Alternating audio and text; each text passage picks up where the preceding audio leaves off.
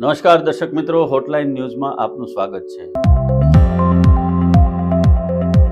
સનાતન ધર્મની પરંપરા પ્રમાણે આવતી 23 તારીખ એટલે કે 23મી જાન્યુઆરી 2026 શુક્રવારના રોજ વસંત પંચમી છે। હજારો વર્ષની આપણી આ પરંપરા અને વસંત પંચમીના દિવસે પ્રત્યેક વ્યક્તિએ સરસ્વતી પૂજન કરવું અત્યંત આવશ્યક છે અને એને શુભ માનવામાં આવે છે।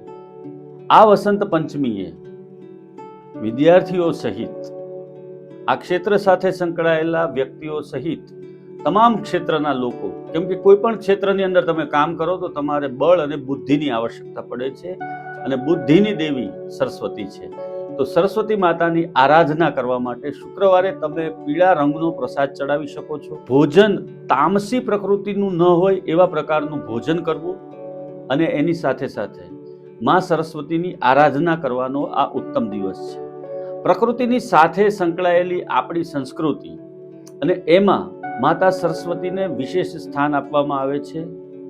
મહાદેવી સરસ્વતી, મહાલક્ષ્મી અને મહાશક્તિ, આ ત્રણેય શક્તિઓની આરાધના એ માં સરસ્વતીની આરાધના વગર અધૂરી રહે છે।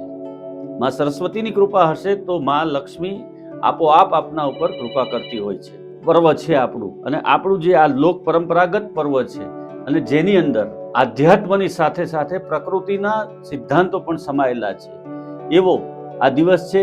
એટલે કે 23મી જાન્યુઆરી 2026 શુક્રવાર, આ દિવસે માતા સરસ્વતીની આરાધના કરવી એ ખૂબ જ લાભદાયક અને ફળદાયક નીવડશે।